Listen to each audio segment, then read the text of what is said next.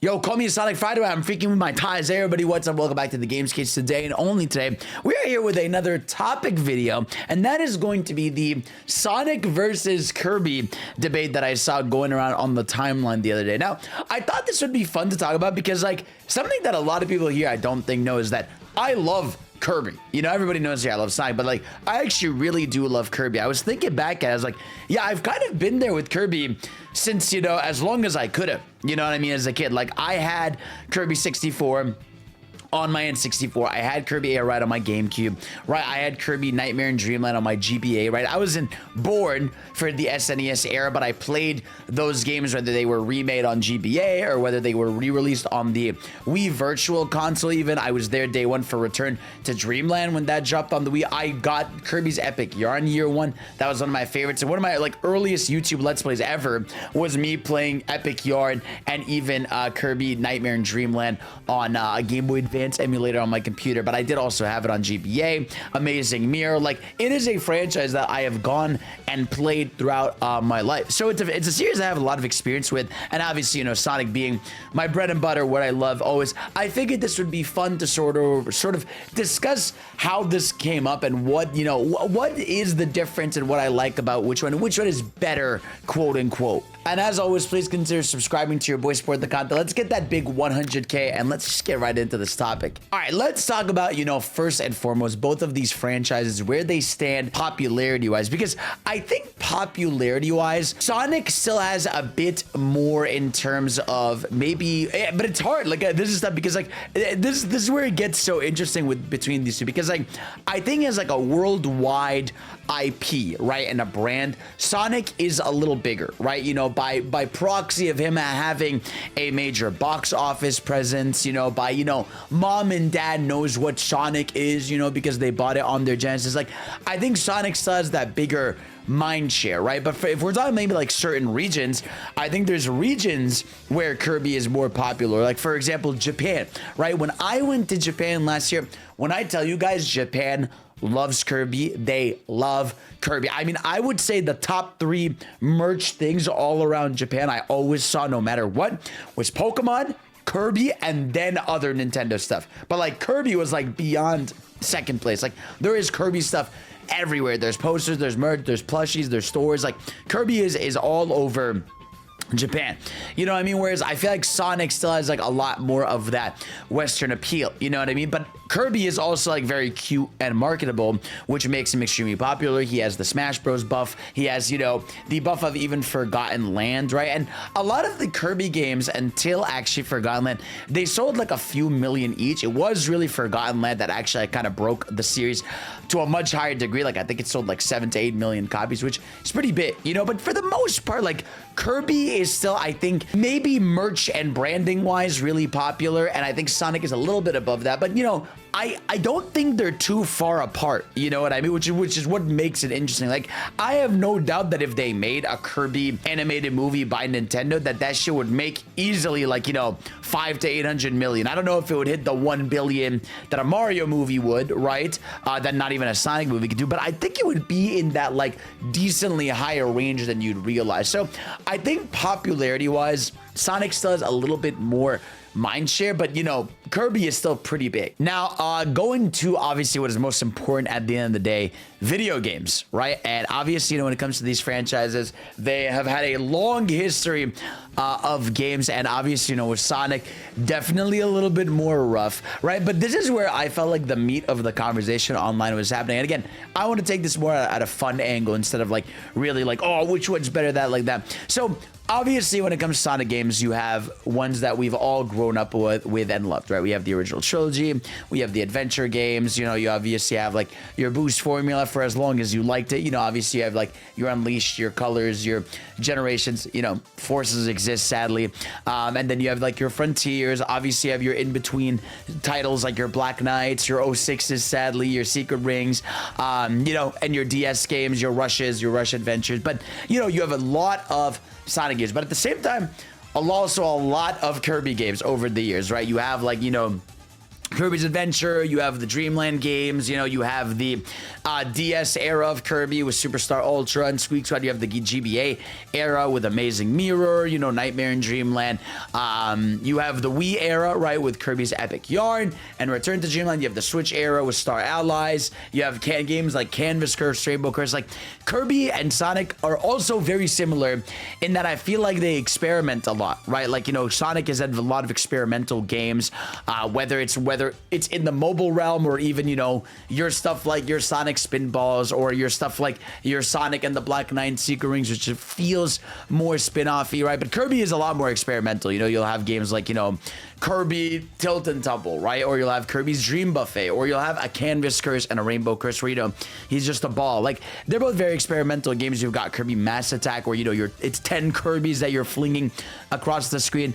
But I will say, right, and this is where I think the fun of the conversation comes from, is that factually, right, and this goes even beyond Sonic, I think factually Kirby is a more consistent franchise, right? It is very rare I could even think of a Kirby game that is less than great.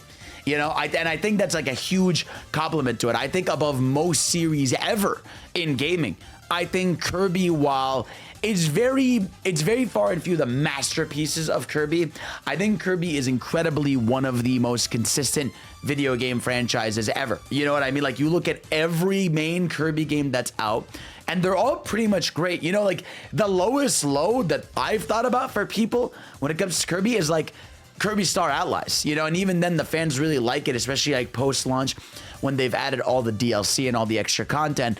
And yeah, like that's one thing about Kirby that I actually probably easily holds over Sonic. You know, there's no dark period of Kirby, just like Sonic had, you know, where there was a lot of mediocre titles or, you know, big issues with a lot of games. Like, Kirby pretty much throughout, like from its start to where it's at now, has been ranging from great to amazing, you know, to even, you know, incredible for a lot of people. My highest highs for Kirby games are like Superstar Ultra, Return to Dreamland Deluxe, Forgotten Land, obviously, you know, especially now with the Switch 2 edition with new content. Like, those are like the three that I really hold to a really high standard. But yeah, what I thought was super cool about Kirby has always been that, like, it's always been fun.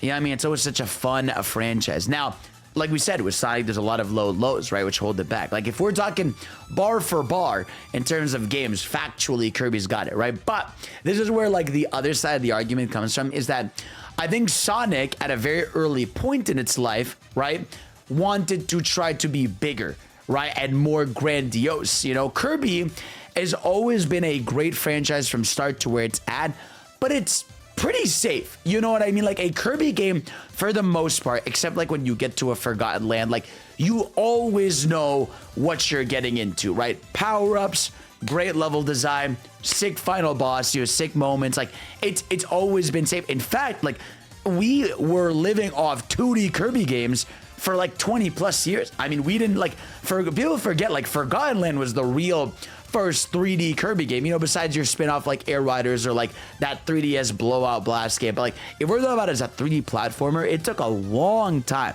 for Kirby to get there. So I think that's a big factor of the conversation to why I think Sonic is more remembered and more enjoyed by a lot of people, right? Because, like, you know, it's hard to forget a game like Sonic Adventure, right? Where you're playing as the multiple playable characters. It all culminates into, you know, Super Sonic versus Perfect Chaos, right? Or obviously, you know, you got voice acting in Sonic very early on. Or obviously, Sonic Adventure 2, where, you know, Shadow comes out and, you know, changes people's brain chemistry, right? You get the live and learn moments. You get your Crisis City, your Radical Highways, your, you know, Crisis City. Why did I say Crisis City? I meant City Escape. You know, your Metallic Harbors, right? Your Knuckles stages that, like, even people very much recognize, right? Like, all these places, the music, the identity of Sonic feels like it was always elevated, right? You know, and like Kirby, I think, while, like I said, has always been cool, Kirby does have hype moments and aura too. You know, I love, especially, you know, the final bosses of Kirby a lot of times go crazy. You know what I mean? You'll have multiple phases of the fight. You can beat the games on hard mode, and then you'll like unlock like a way scarier version of the final boss fight. Especially, I think of like Forgotten Land going crazy with like elderly gods, you know, that you're fighting with, you know, Fecto Phasmo, and it looks crazy, right? And they're in incredible person. You think of the Magalore content in Return to Dreamland. Like Superstar is a great example of a game that has multiple like banger endings because they have like multiple mini games in it. So there's a lot of great endings in Kirby, but again, I think we all agree to an extent, right? Like with Sonic, because they've gone for more grandiose, bigger scale stories, right? It's more, I think, memorable for a lot of the fans. You know what I mean? Like everything feels a little bit more memorable. Obviously, like a Sonic Frontiers, you know, you think of the Titan fights, right? That like come to mind easily right there for you, right? Or a Shadow Gen with Shadow getting his Doom Wings going into the final boss, right? Or again, you even think of something like Sonic Heroes, right? Where like Sonic Heroes, as flawed as that game is, you get to the ending, you know, what I'm made of, super battle, everything.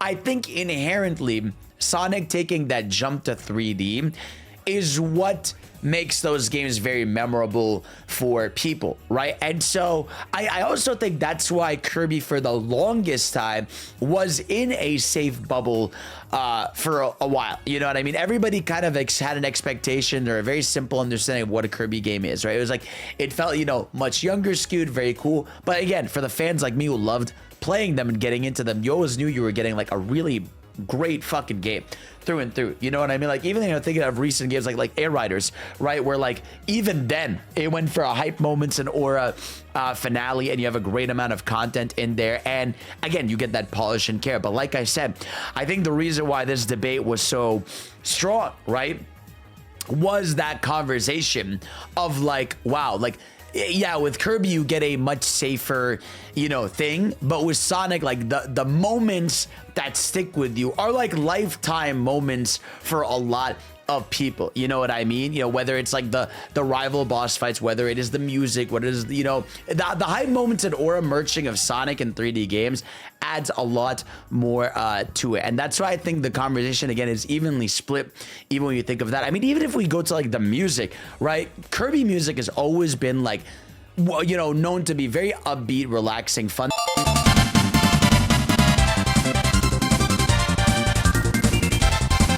There is some somber music, but Kirby music even has a tone. I mean, if anything, I love having Kirby as my background music for a lot of stuff. I've always loved like the upbeat nature of Kirby music and how it's felt good. But you know, like with Sonic,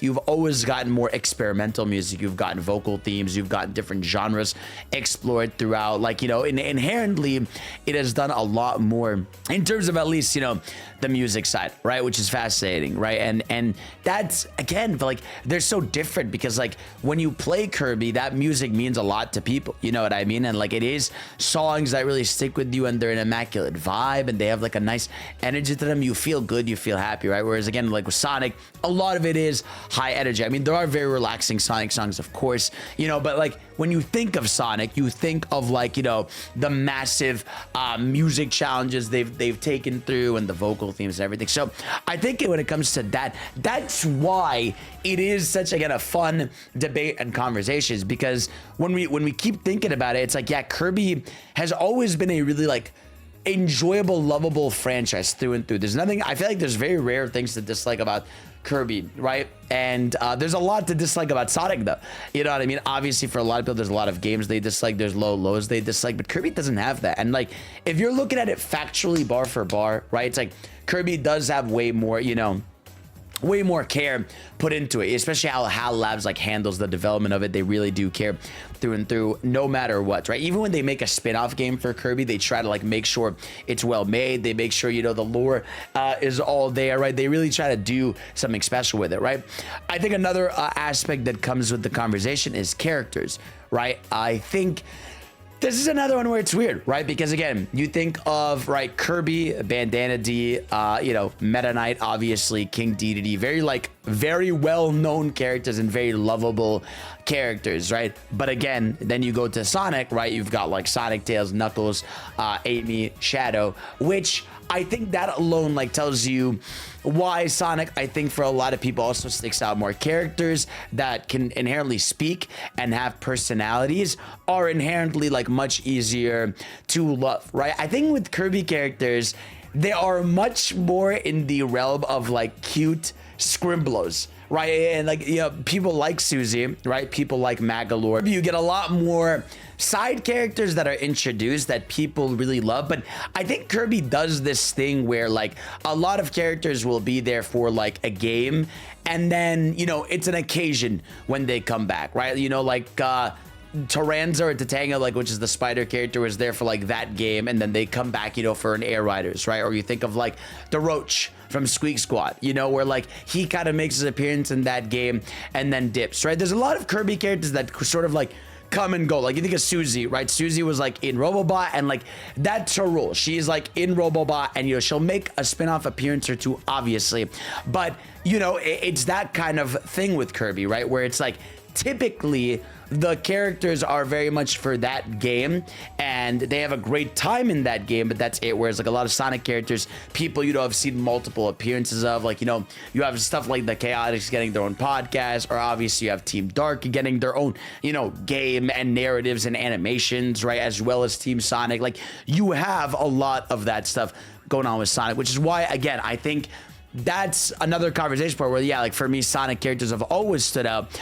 a little bit more through and through, right? And so as we like go down the list, right, for me, it always will be, you know, one thing that I really love about Kirby is I will always know I'm getting something that's gonna be super fun and interesting. You know what I mean? I think no matter what, that's like which is like, I think like a massive difference to have between franchises. I mean, no matter what with Sonic, right? We always get a little bit careful. We're a little bit scared. They experiment a little too much. You don't know what's going on with the game, the budget, what's happening. You know, obviously nowadays we have a little bit more faith because, you know, they've got way more, they got movie money. We've seen a lot more high quality budget working stuff, you know, but it's like with Kirby, I mean, you think of like, if you were to compare, right? Obviously now, granted, like this game is a 20-year-old game versus like Forgotten Land. Right? It's like you think of like Kirby's debut in 3D, right, with Forgotten Land versus like Sonic Adventure. You know, one is a game that, you know, a lot of people have issue with, and the other is Forgotten Land, right? Where Forgotten Land people pretty much love. You know what I mean? Through and through. It's a very like that team knew what to do. They didn't rush a 3D game if they didn't feel like they knew how to do it. And so, yeah, like I said, with Kirby, there is no, I think you would be hard pressed to have a doubt in your mind that a Kirby game would be less than great. Now, granted, right, I think it is fair with Kirby that you do feel like, you know, and I feel this as a Kirby fan, these games are very safe. You know what I mean? They are very enjoyable, lovable, cute, safe games, right? That, like, you know, a game I think about a lot, Kirby's Epic Yarn. It's a 2D Kirby game that's not even about you getting power-ups like you're usually used to, right? But I love that game. I love the vibe of it. I love the music. I love, you know, how the level design is. Like, that game is, like, fantastic to me. You know what I mean? And so that's like a great example of like, no matter what the team does, I'm excited for it. You know, I know it's going to be something great. There are some low lows, you know, like I know, you know, there's the Kirby Fighters game, or even, you know, Kirby, the Battle Arena ones, which, you know, I know a lot of the hardcore fans really love, but for the most part, most people are like, yeah,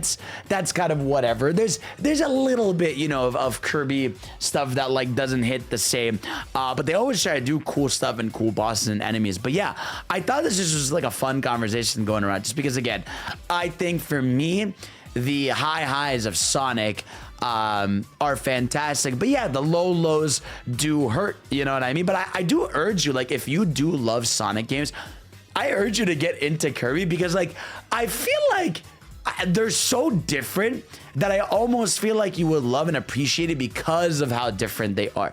You know what I mean? Like I don't know what's the right word I'm saying here. It's like there is something funny to be said about when I play a Kirby game, I feel very happy and relaxed and chill, right? Whereas when I play a Sonic game, I want to feel excited. You know, I want to feel the vibe. I want to feel high energy, high speed. But like with Kirby, I feel like this like chill energy. Obviously, it's important as a fan of video games and platformers to try as many as you can, just to see, you know, the differences between all of them, because like so many platformers are so different from another. You know, like Sonic is different than Mario, that's different than Crash, that's different from Spyro, that's different from Kirby, right? Like that's different from Mega Man. Like all of these have their own style and energy and vibe to them, right? But there is something to be said of like how Sonic and Kirby, when this, like, it really wasn't until this topic came up, right, that I was like, huh, like these are, in terms of like, if you compare which one is quote unquote better, it's a pretty close conversation because I think one, it boils down to what you like more, right? I know cop out answer, but it's true. But again, I do feel as if though with Sonic, like with Sonic, I feel like they have shot for the stars many times, right? Does it miss? Yes, right? But like that inherent risk and bigger, bolder, you know, attempts and ambition and style, like, is something that people really like, you know, end up loving and thinking about and getting addicted to, right? And wanting, and you end up remembering, you know, for better or worse, right? But it's like, yeah, I mean, it doesn't justify the low lows, right? It's like, it's kind of like the difference of like, you know, you go to this restaurant, you know, and this restaurant, you know, the meal is always going to be good. You know what I mean? Like the meal is always going to be amazing or like great, you know, or great or really good. But then you see this other restaurant where like their menu is kind of all over the place. Sometimes you get a meal that's fantastic. Some days, you know, because of the chefs that are turned in, you're going to get something that's like blah. Some days you're going to get something that's great. Like it's almost a wheel roll, but it's like you know that when that restaurant specifically, right, like gets you that big meal that you love, you're like, oh my God, this is fucking awesome. You know what I mean? Like this is delicious. The fries here are fantastic. The burger, maybe not so much, right? But Kirby is kind of like, you know, that dessert. You love the dessert no matter what. You know what dessert you like. It's pretty good. And so that's kind of like the best way to boil it down a lot more. Obviously, when it comes to these, we could, you know, spend all day going game for game comparison, right? But I think the difference is, like I said, Kirby, majority of it is 2D games, so it's hard to come. I always inherently have a hard time comparing 2D games and 3D games. Like I feel like the design philosophy is so different that it's almost hard to compare them bar for bar in terms of games. Right, but I mean, it's tough, you know what I mean? But it's like, it's a testament to how enjoyable both franchises are, and I thought it would just be a fun thing to yab about because, like I said, I really like both of these franchises a lot, you know, a lot. So, guys, thank y'all for watching. Let me know what you all think about the Kirby versus Sonic debate. Which one do you like more? Which, you know, does it make you want to try both? But like I said, I urge you to try Kirby games as well. And if you're a Kirby fan, I urge you to try some Sonic games. I think there's some great ones that you would also like out there. And so, yeah, thank you guys all for watching. I love you. And, of course, I'll see you all next time. Peace out.